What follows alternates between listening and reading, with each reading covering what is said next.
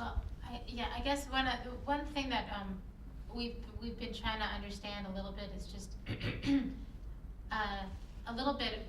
Can I ask? No, just Okay. slower. Okay. In terms of the textile industry at the time in 1934, and their relationship to the governors and the politics.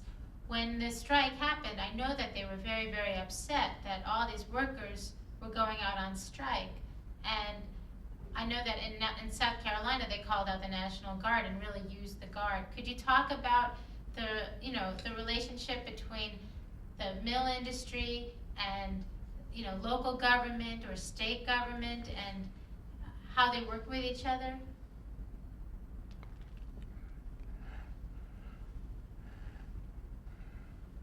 Well, I don't ever recall having any problems with our governor or any congressman of any kind, any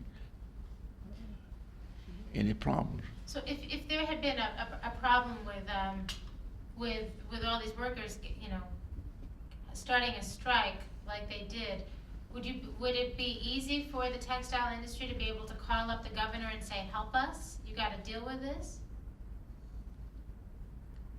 I never did call the governor to ask for any help myself, so I don't know about that.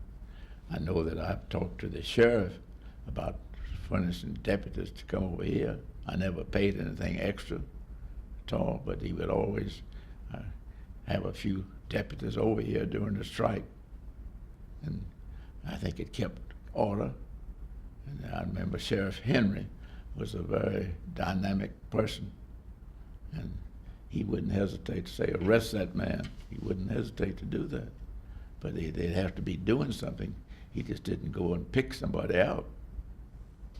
And what happened in your mill village during the time of the strike? What happened to the workers who were striking who lived in the houses? Well, that's where we felt like people should be protected, you see.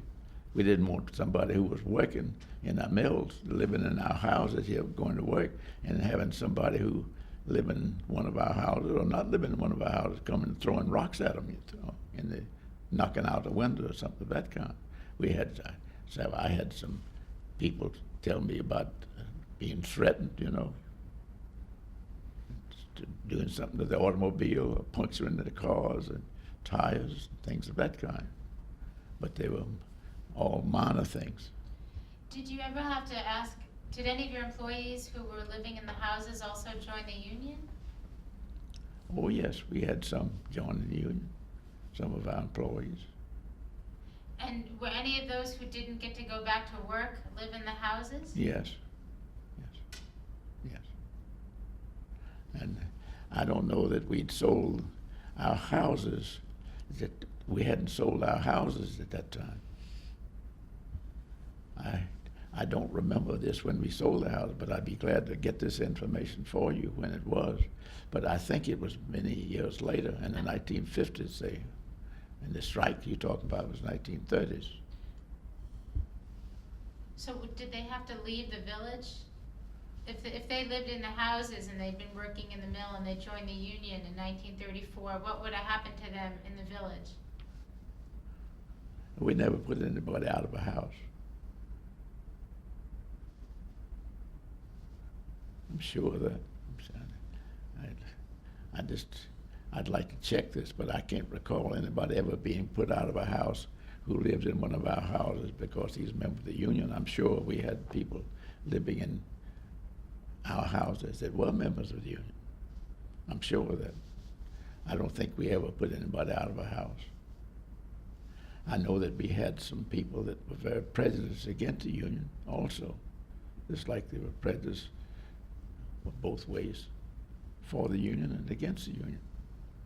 But, I try to be fair, that's all that I can say.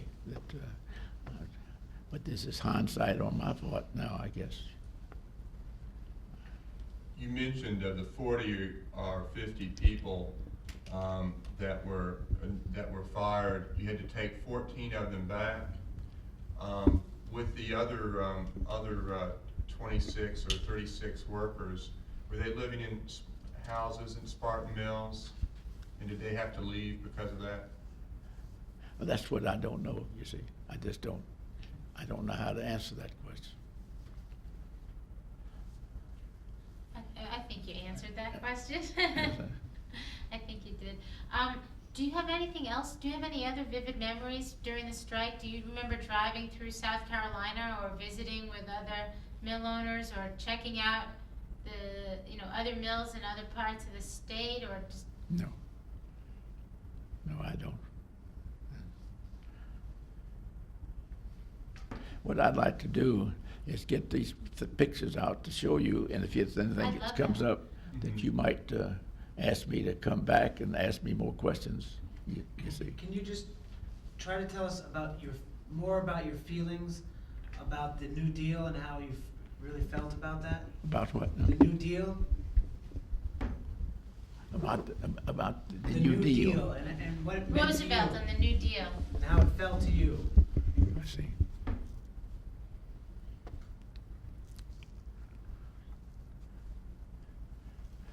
Well, I just don't feel that I just remember that Mr. Roosevelt, and hearing my parents and other people talk about the New Deal, I got the impression that Mr. Roosevelt was he believed in spreading the wealth, perhaps more. I don't know how to say just what's in my mind or how to express, but I looked upon him as somebody who, that if a person worked hard, and he had a right to his opinion, and that Mr.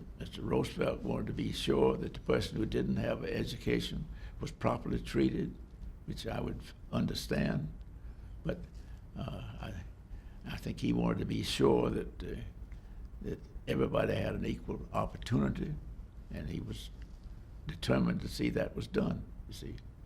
And I just think that he was a wonderful president, myself personally, up to the time that he got sick when he was in. I always thought he made a big mistake in settling the war period. I was over myself making a survey and got a telegram from Jimmy Burns. We were over there to distribute 110,000 bales of cotton. And while I was over there doing that, we were told not to be too efficient about it, but they hadn't had any cotton in several years. They've been running feed brand, which is artificial fiber.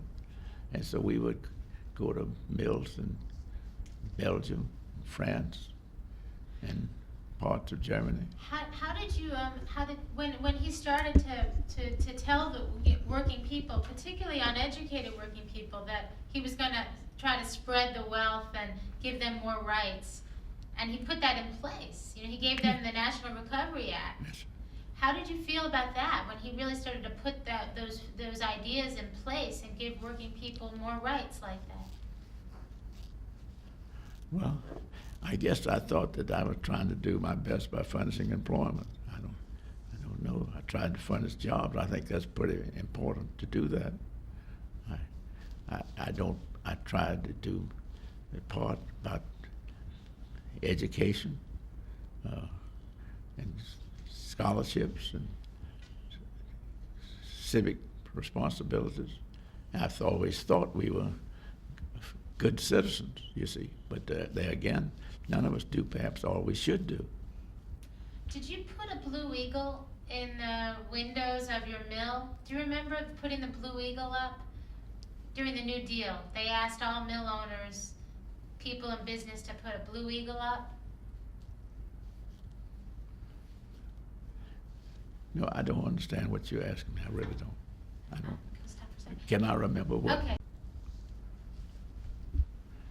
And I found I had seen an old letter that someone wrote that I think mentioned that your mill had a Blue Eagle in it. Yes, we got 5 Army Navy E's at Beaumont. During World War II. Oh, no. I meant during Roosevelt's administration, when he started the New Deal. Roosevelt the National Recovery Act, they handed out Blue Eagles Yes, to industry for them to put in their windows yes, to say, yes, we are members of the New Deal, we're part of the Blue Eagle. yes. I just don't remember about that. Well, Mr. Montgomery, you said that earlier that you had voted against Roosevelt. I guess you voted for Hoover in 32. Did you No, vote I don't believe I voted against him. I just don't believe. I've heard that he was I heard always he was very liberal, on the liberal side, New Deal, and I don't know that I ever voted against him myself. I just don't know. I don't recall that. Did you not support Who ran against him? I couldn't tell you. Hoover? Who? It was Herbert Hoover Oh, and No, I never Franklin voted. Roosevelt. Did Well- you support Hoover or Roosevelt in 32? who? The Roosevelt or who? I have one last question, and then we really want to see your pictures. Could you describe growing up in? Did you grow up near the Mill Village, or did you grow up? Was your home near the Mill Village, or was your home near the mill when you were growing up as a kid? As a child, could you talk about growing up as a child, maybe going to work with your father? Did he take you into the mill when you were a little boy? I don't remember. I just don't remember anything about that. I just never did. That's going back a long time, you see. And I just, frankly, I wish I could answer your question, but I don't remember anything about it. Okay. Did you help set up a mill village in your community when you got older? I'm sure your father bought houses and put the mill village together when he started the mill. Is that right?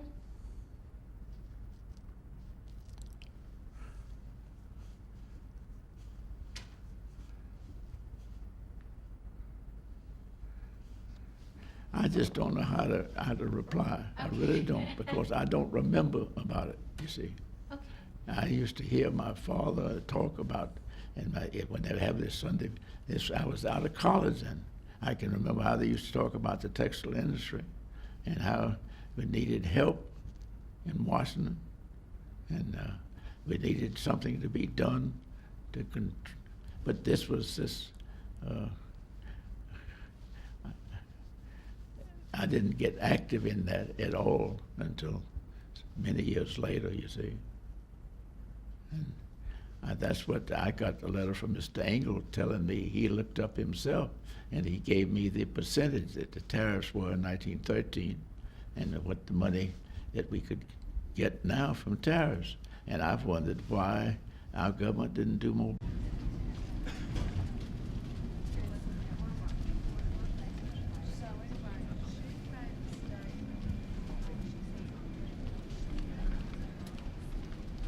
Did you say this was your son's You idea? see, this is part, yeah. See, you wanna, this is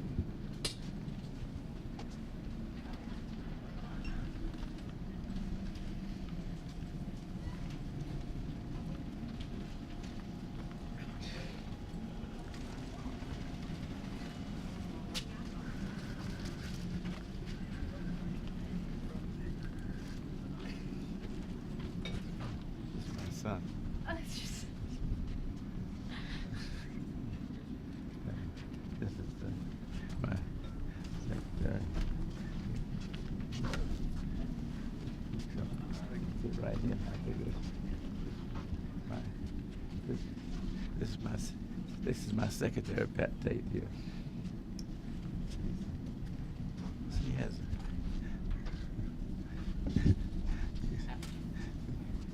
Yeah. Hi there. Hi. He's showing us around. Here's my, you know, I just hate for you to see my desk here. This is, you see how torn up my papers are. So now, I think I think they're gonna jump on me by all this pictures taken. You see, that's yours. But you've seen enough now. Where are your pictures? Do you have your I'm photographs? gonna get the pictures and bring it to you and show you. You see, that's what I was gonna do. You could show them to us here. Yeah. Well, okay.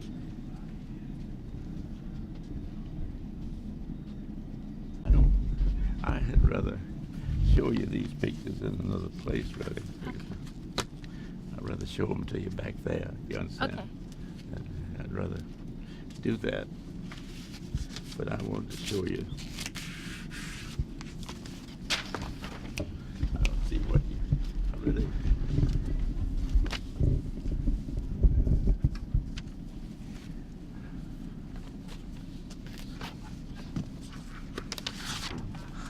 This picture here.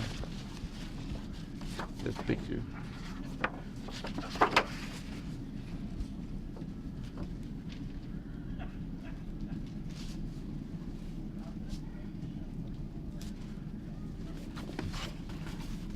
You see this picture here. Are you in it? Now, And I've that's a got picture- other that's a pictures. picture of- Now, I wanted to really show you some other pictures, you see, and I just really don't want to do it here. Okay, let's take them to the other room. So if you don't mind. Not at all. Let's not bend it.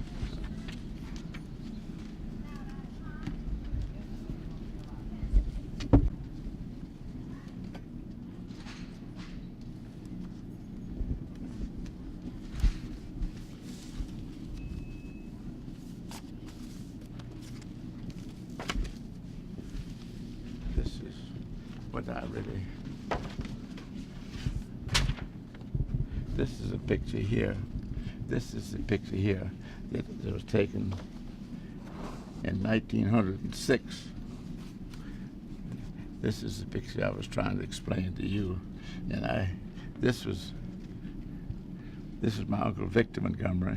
This is Leroy Springs, Elliott Springs' father here, and this is Captain Smythe. I don't know if you heard of Captain Smythe. This is my father right here. And I tried to put these down.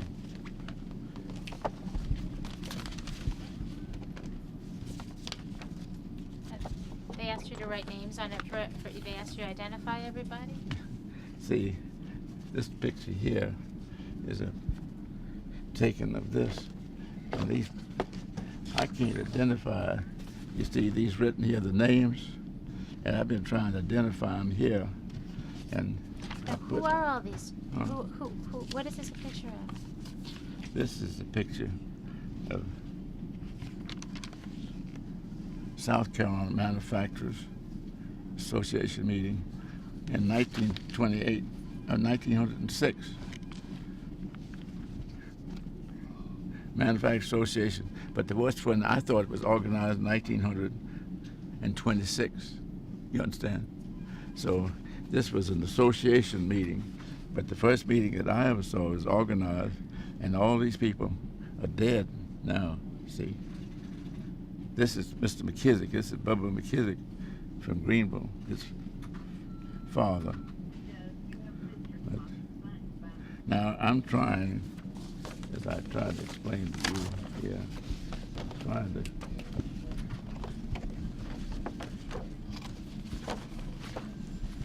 Why don't we take these in show No, this. that's okay, you can just walk.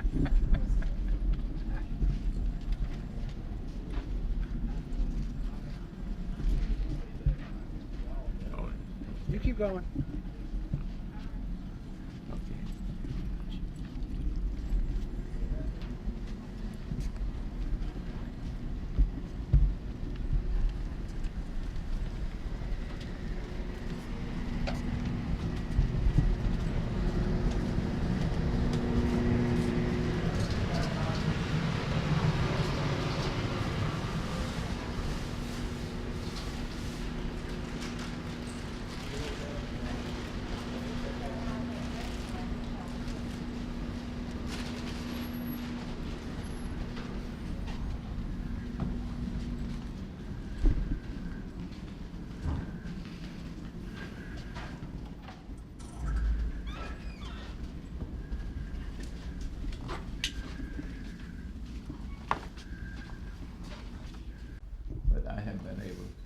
do that.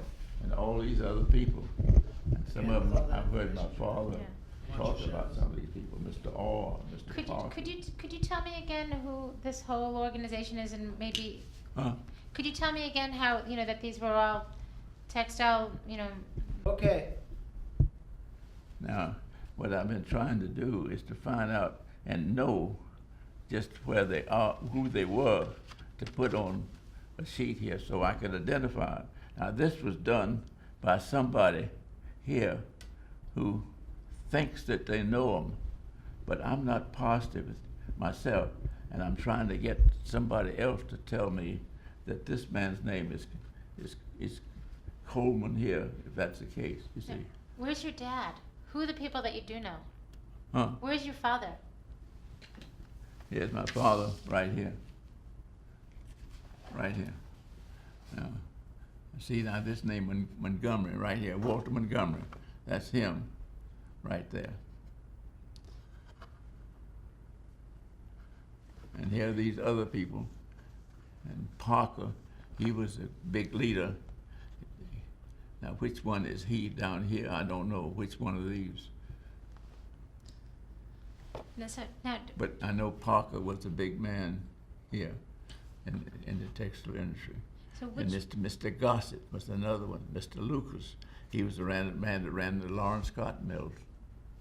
Mr. Alf Moore, he was a Spartanburg man. And I knew him, but I didn't know him at all to recognize him in any of these pictures. When I knew him, he was much older, you see. So I was trying to take on something that I don't know if I can do anything with. You understand? you might be one of the only people who can do it, though. Huh? Now, which mills did some of these folks run, you think? Well,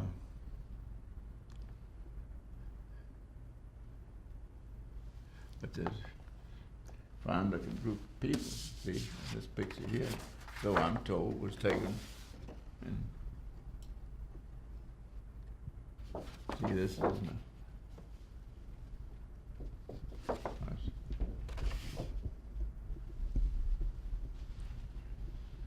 in Richmond, Virginia.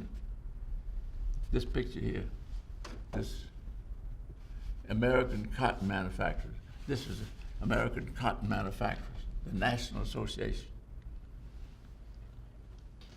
Is your dad in there? I haven't been able to find him.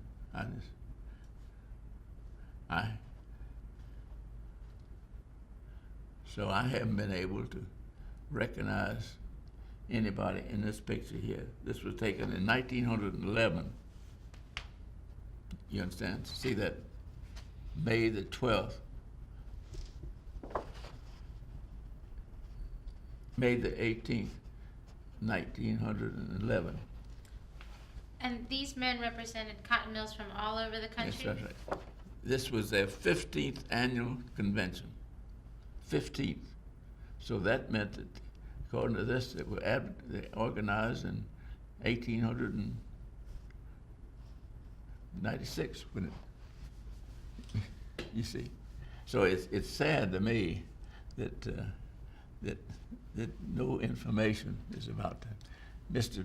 Jacobs, I've been in touch with him. He was a friend of mine. He had a publishing company. He wrote books about it. So I've been trying to get pictures, one or two other pictures here that I. How many mills do you think that whole association, was running at the time? How many mill workers do you think they employed when you look at this picture? Well, there was, but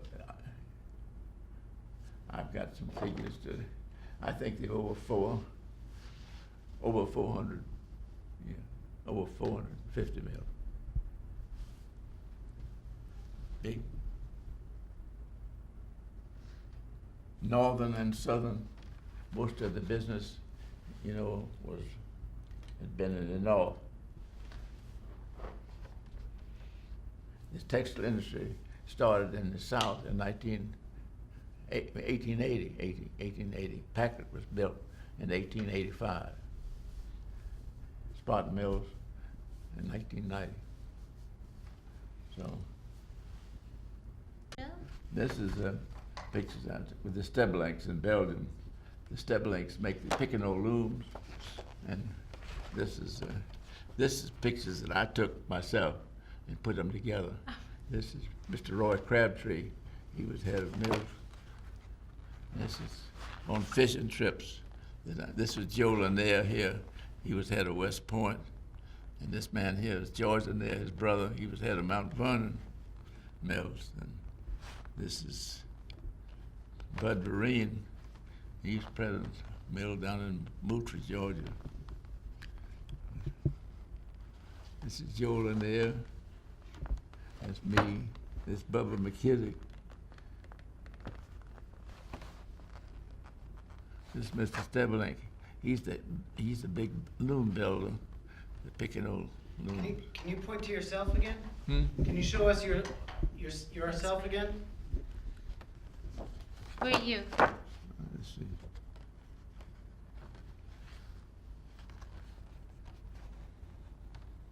That's me right here.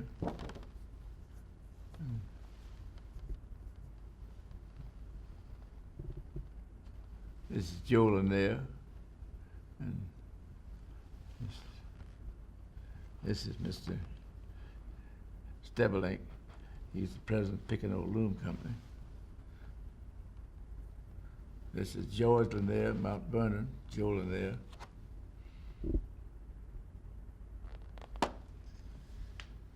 Well, it's quite a difference between that picture and this one. That's right.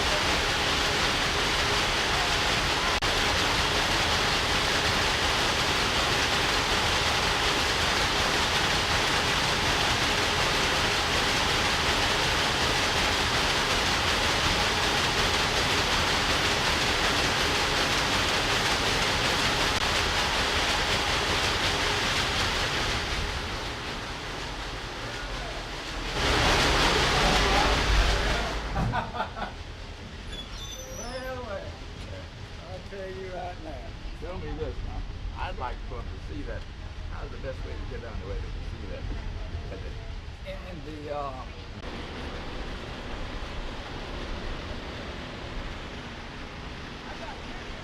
tell them all about everything. Look here, here's the man right here. Yeah. But I don't know whether they. Ah, good to see you. Good to see you, sir. Had fun meeting the other night. Thank you, sir. And this has always interested me.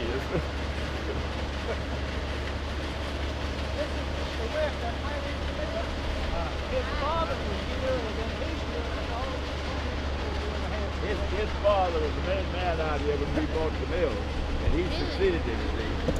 He was a better man than his dad. You see, that's what I He can tell you expected. anything about any of this you would like to know. So your father was working here in 1932 when you bought the mill? 1901 he came here. 1901. Wow. And now you're playing it. Did you live in the mill village right by No the ma'am, mill? I moved out 2 years ago. I lived here all my life until 2 years ago.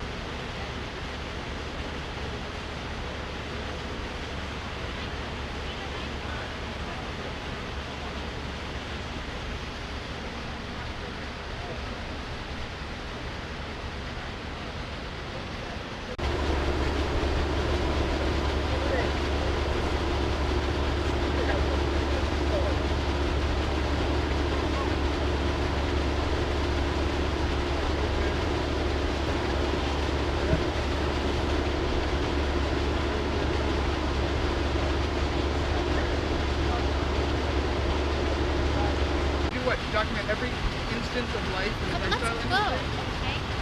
So that's time, perhaps we could never finish it. Peter, perhaps you've never been here. 93-year-old mill owner and an employee. On a who- sunny day in May. It's true. It's never happened before in the history of this project. Well, then maybe you should finish this project and make the next one.